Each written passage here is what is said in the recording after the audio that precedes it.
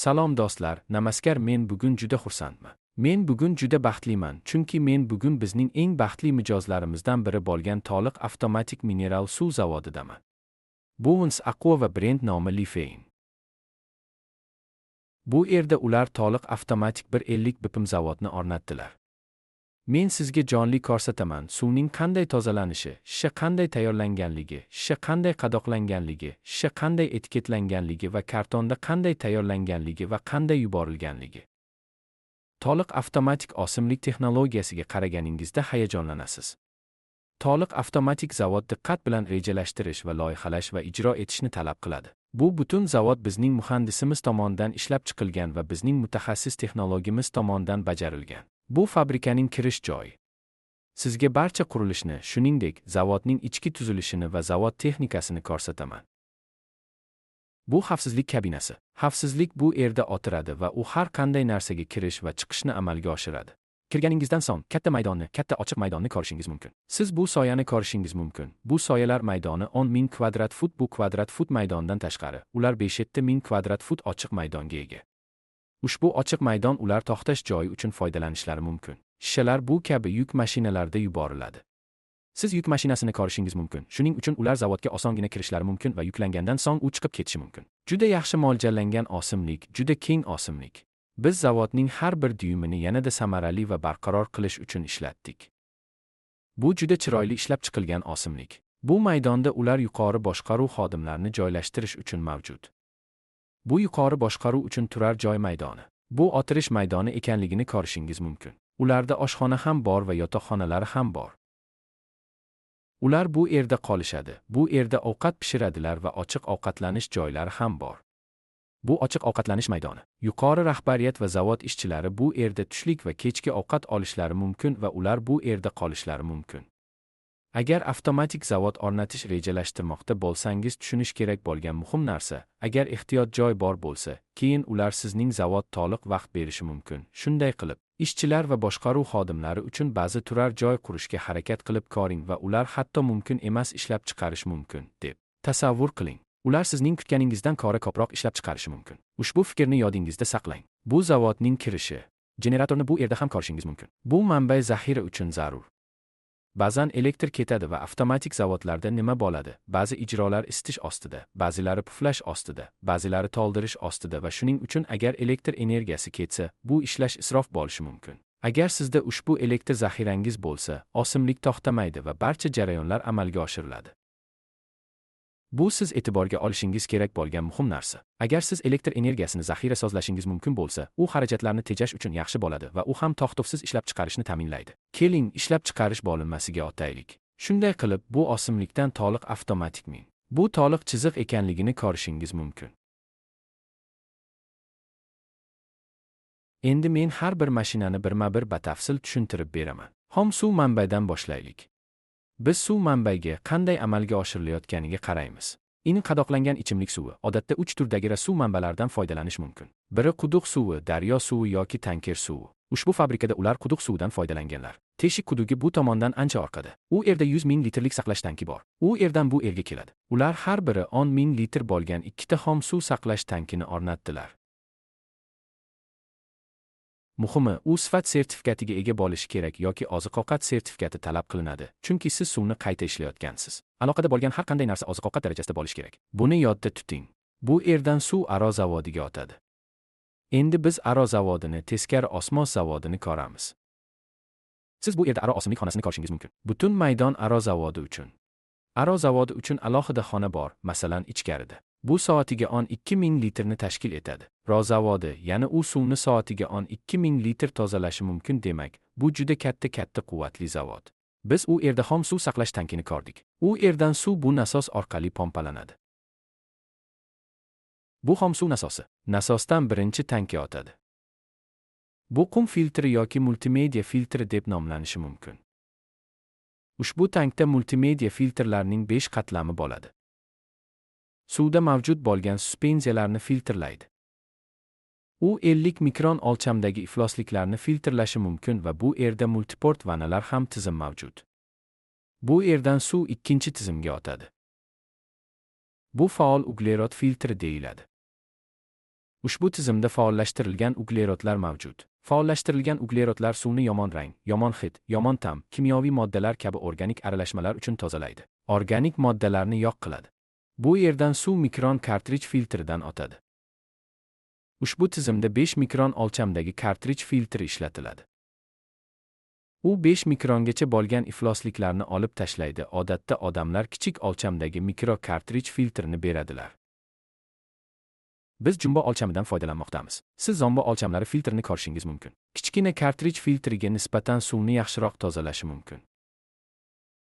Bu yerdan dozalash tizimi mavjud. Bu antiskalant dozalash tizimi deyiladi. Bu membrana ichiga antiskalantli suyuqlik beradi. Nima qiladi? Odatda suvning qattiqligi va T bor. Shunday qilib, qimmatbaho membranada qatlam hosil qiladi. Membrana juda qimmat, shuning uchun membranani himoya qilishimiz kerak. Qatlam antiskalant suyuqlik dozalashi tufayli hosil bo'lmaydi. Bu membrana ustida bu qatlamlanishni oldini oladi va membrananing umrini uzaytiradi. Bu yerdan siz ko'rishingiz mumkin bo'lgan yuqori bosim pompasi bo'ladi. Bu yuqori bosimli pompa. Bu suvda santimetr kvadrat uchun 15 atrofida yuqori bosim yaratadi. Bunday yuqori bosimda u membranadan o'tadi. Ko'rishingiz mumkin. Bu membrana uyi deyiladi. Ichkarida membranalar mavjud. Suvni membrana orqali yuqori bosimda o'tkazadi. Barcha erigan iflosliklar bu yerdan olib tashlanadi. Shuning uchun bu teskari osmos tozalash tizimi deb ataladi. Bu membrana olib tashlanadi. Butun 1 mikron aralashmalar, ya'ni deyarli barcha iflosliklar ushbu tizimdan chiqariladi va membrana bu tizimda juda muhimdir. Harmanandan kompaniyasi Amerika va Germaniya ishlab chiqaruvchi kompaniyalarning yuqori texnologiyali membranasidan foydalanadi. Shuning uchun u suvni yaxshiroq tozalaydi, yaxshi ta'mga ega bo'ladi va butun tizimning hayotini yaxshilaydi. Suv membranadan o'tgandan so'ng bu dozalash tizimiga keladi. Bu mineral dozalash tizimi. Biz oziq-ovqat darajasidagi magniy sulfat va kaliy bikarbonatni qo'shishimiz mumkin. Butun tizimda minerallar olib tashlanishi ehtimoli bor. Biz uni qo'shimcha minerallar texnologiyasidan foydalangan holda to'ldirishimiz mumkin. Biz ushbu tizimda yuqori texnologiyali, yuqori navli minerallarni beramiz. Suvdagi minerallarni to'ldiradi va shuning uchun suvda mineral darajasi oshadi.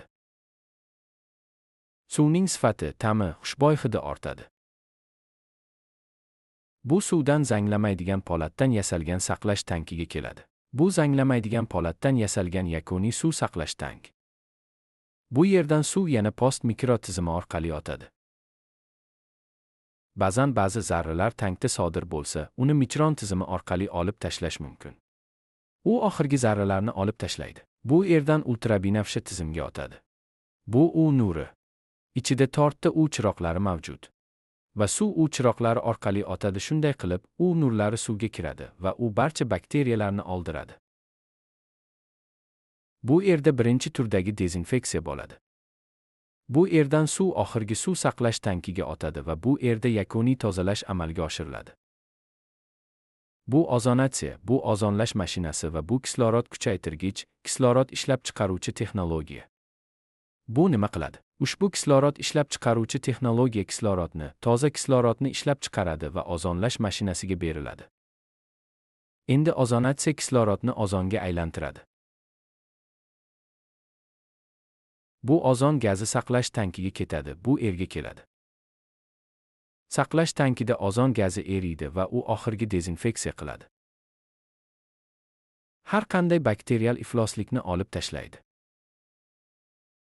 Endi nima bo'ladi? Ozon gazi juda beqaror gaz. U darhol kislorodga aylanadi. Ba'zan tepadagi suv ozonlangan bo'lishi mumkin, pastki qismida esa to'g'ri ozonlanmagan bo'lishi mumkin. Harmanandan kompaniyasi buning uchun yechim berdi. Biz ozon aylanish tizimini berdik.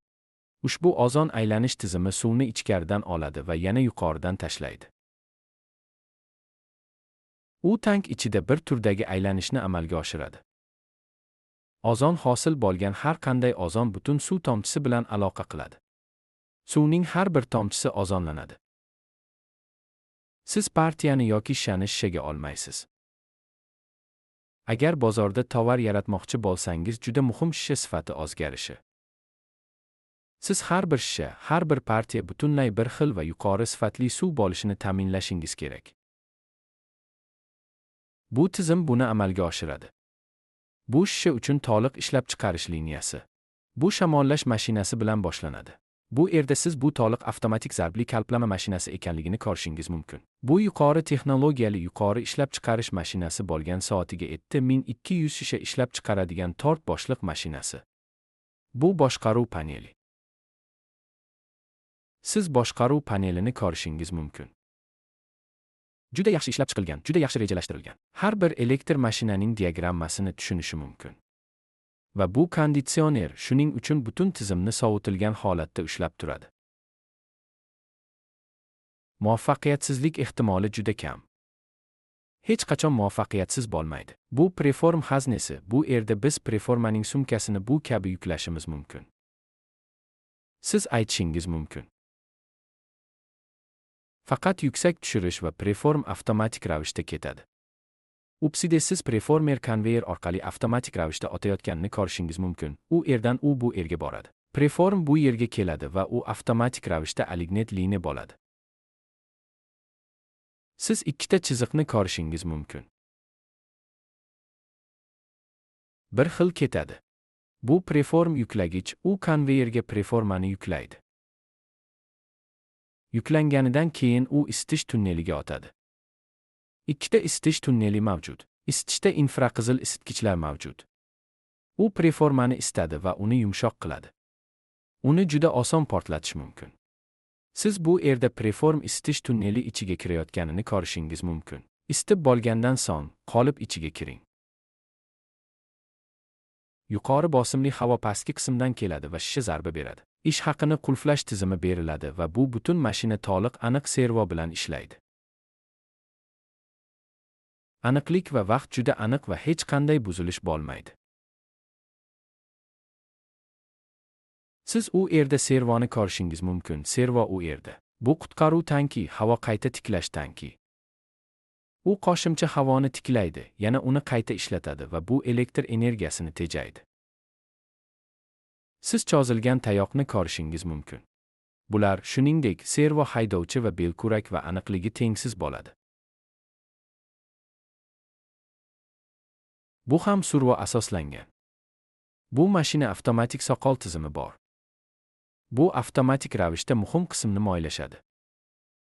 Qo'lda soqollash kerak emas va bu mashinaning ishdan chiqishiga to'sqinlik qiladi. Siz bu yerda ko'rishingiz mumkin. Bularning barchasi soqol liniyasi. Bu barcha soqol chiziqini ko'rishingiz mumkin. Avtomatik harakatlanuvchi qismni moylashadi. Isitgandan keyin qolipga kiradi va shisha puflanadi. Siz bu yerda ko'rishingiz mumkin. Shisha butunlay avtomatik ravishda shisha va u uzatiladi. Shisha tushirgich uchun. Siz avtomatik ravishda shisha konveyer ustiga o'tkaziladi ko'rishingiz mumkin. To'liq avtomatik ishlash, ishchi kuchi talab qilinmaydi. Bu havo konveyer. Havo konveyer orqali to'ldirish mashinasiga to'g'ridan-to'g'ri ketadi. Hech qanday ishchi kuchi talab qilinmaydi. Va biz konveyerni ham berdik. Bu konveyer. Ba'zan, agar kimdir shishani qo'lda kiritishni istasa, biz bu yerda ham qo'lda qilishimiz mumkin. Ushbu konveyer beriladi. U to'ldirish mashinasidan o'tadi. Shishani flemek keyin to'ldirish qatoriga kiradi. Bu xona alohida to'ldirish mashinasi uchun ajratilgan. Ushbu mashina avtomatik yuvish, to'ldirish va tapping mashinasi deb ataladi. To'liq avtomatik. Bu mashina daqiqada 150 shisha sigimga ega, ya'ni u soatiga 8000 shisha atrofida ishlab chiqarishi mumkin. Shunday qilib, bunday yuqori sigimli mashina bor. Shisha to'liq avtomatik zarbli mashinadan keladi va avtomatik yuvish, to'ldirish boshligi mashinasiga kiradi. Bu butun boshqaruv paneli. Pilt asoslangan tizimni ishlatish juda oson. Dasturni yuklaganingizdan so'ng, u avtomatik ravishda ishga tushadi va avtomatik soqol tizimi mavjud. Ushbu tizim avtomatik ravishda mashinaning barcha harakatlanuvchi qismlarini moylashadi.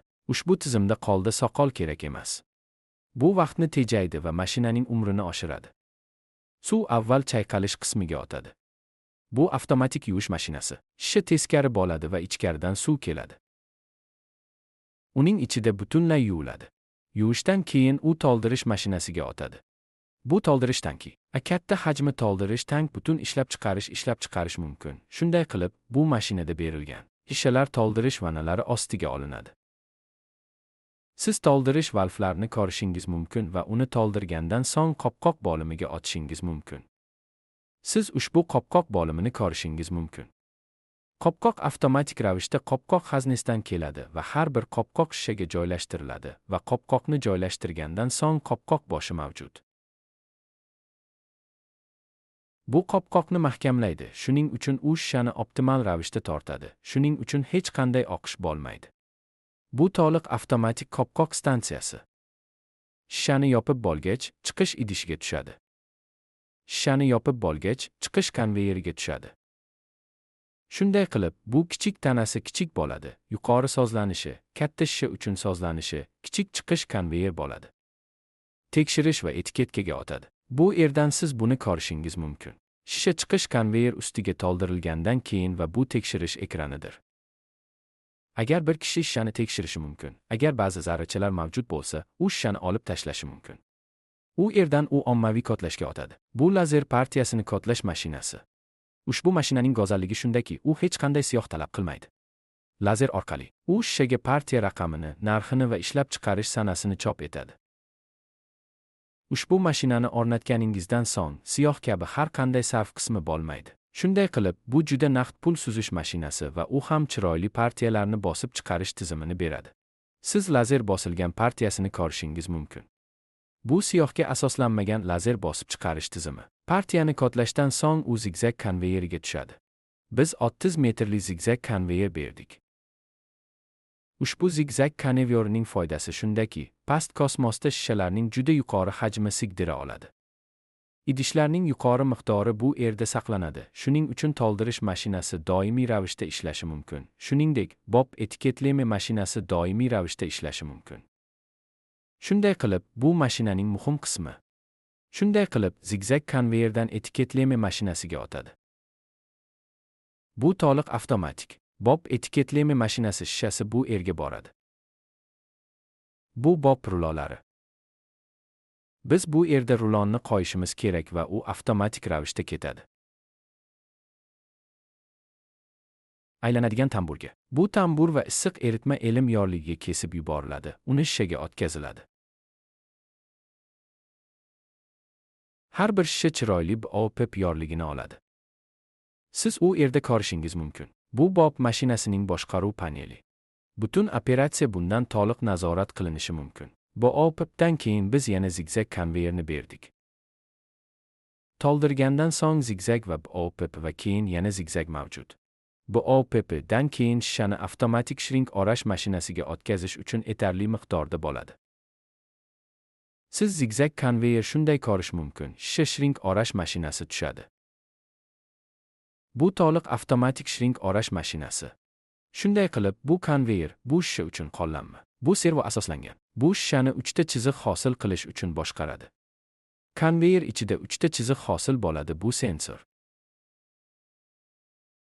Agar bu sensorning barchasi pastga tushsa, bu mashina ishlamaydi. Bu mashinani ishga tushirish uchun yetarli idishlar mavjudligini ta'minlaydi. Siz 3 qatorda shishani ko'rishingiz mumkin. Bular qo'llanmalar. U 12 shisha kabi shishalar guruhini hosil qiladi, 20, 4, 26 yoki 48 shisha guruhi. Bu avtomatik ravishda shakllanishi mumkin. Guruhlar shakllangandan so'ng, u bu yerga keladi va bu itaruvchi guruhni guruhga itarib yuboradi. Va bu to'liq avtomatik boshqaruv paneli. Siz ushbu paneldan butun mashinani boshqarishingiz mumkin. To'liq avtomatik panel mavjud. 2 ta rulo bo'ladi. Bir rulo yuqori, bitta rulo past. Bu pastchilikdagi polietilen rulosi. U pastdan yuqoridan bir veb hosil qiladi va siz shishalarning veb-saytini ko'rishingiz mumkin.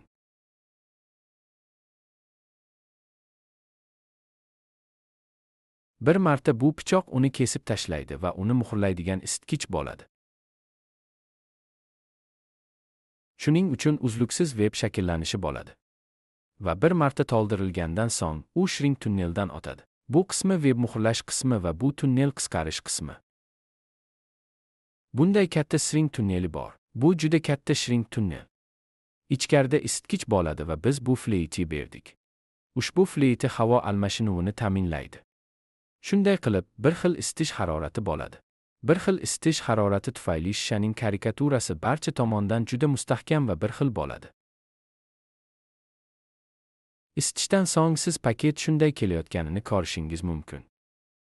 Rulo butunlay qisqartiriladi va butunlay qattiq multfilm bor va bu issiq. Biz sovutish tizimi keyin bergan. Ikkita fleyti bor. Bu karikaturaga havo puflaydi va multfilmni sovutadi. Bu yerdan u aksiyaga o'tkazilishi yoki to'g'ridan to'g'ri yuk mashinasiga yuborilishi mumkin. Siz bu yerda ko'rishingiz mumkin. Katta yuk mashinasi yuklanmoqda. Ushbu yuk mashinalari shishaning 800 kartonni olib yurishi mumkin. U to'g'ridan to'g'ri dispetcherlik bo'limiga borishi mumkin. Butun jarayon shu yerda. Bu fond maydoni. Bizga kamida 48 soatlik ishlab chiqarishni saqlash maydoni kerak.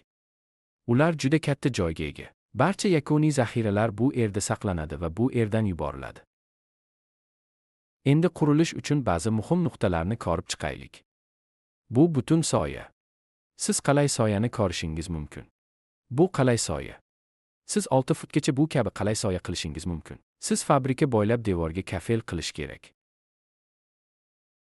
Devor bo'lsa 6 fut kafel qilish kerak. Siz kafel qilishingiz mumkin yoki fabrika bo'ylab kvota toshdan foydalanish. Siz kafel qilishingiz mumkin yoki osimlik bo'ylab kvota toshini qilishingiz mumkin. Koya toshi afzaldir. Muhim joylar alohida xonalarga ega bo'lishi kerak. Siz aro zavodi uchun alohida maydonni ko'rishingiz mumkin. Bu hudud aro zavodidir. U yerdan idishlarni yuvish maydoni, idishlarni to'ldirish maydoni har xil xonalarga ega. Keyin sizda zarba bor. Shamollash ochiq bo'lishi mumkin. Keyin to'ldirish yopiq xonada bo'lishi kerak. Keyin etiketleme va qadoqlash ochiq maydonda bo'lishi mumkin. Ikkita laboratoriya talab qilinadi. Bitta mikrobiologiya laboratoriyasi, bitta kimyoviy laboratoriya. Siz mikrobiologiya laboratoriyasini bu yerda va kimyoviy laboratoriyani ko'rishingiz mumkin bu yerda. Keling, mikrobiologiya laboratoriyasiga kiraylik. Bu mikrobiologiya laboratoriyasi. Bu yerda biz E. coli, coliform, eastermal kabi bakteriyalar uchun suvning partiyalarini muntazam ravishda tatib ko'rishimiz kerak. Bu yerda o'tkazishimiz kerak bo'lgan ko'plab testlar mavjud va sinovdan so'ng biz bakteriyalar mavjudmi yoki yo'qligini bilishimiz mumkin. Va agar bakteriyalar mavjud bo'lsa, biz tuzatish choralarini ko'rishimiz kerak. Sizga bu kabi platforma kerak. Ushbu platforma granit toshdan qilingan. Bitta yuvinish havzasi talab qilinadi. Balandligi 3 fut yoki 3,5 fut bo'lishi mumkin. Va sizga bu kabi o'chirgichlar va vilkalar kerak. Mikrobiologiya laboratoriyasi uchun elektr ta'minotiga muhtoj bo'lgan turli xil kichik sinov uskunalari va bitta konditsioner talab qilinadi. Bular inkubatorlar, bot inkubatorlari, issiq havo pechlari kabi sinov uskunalari va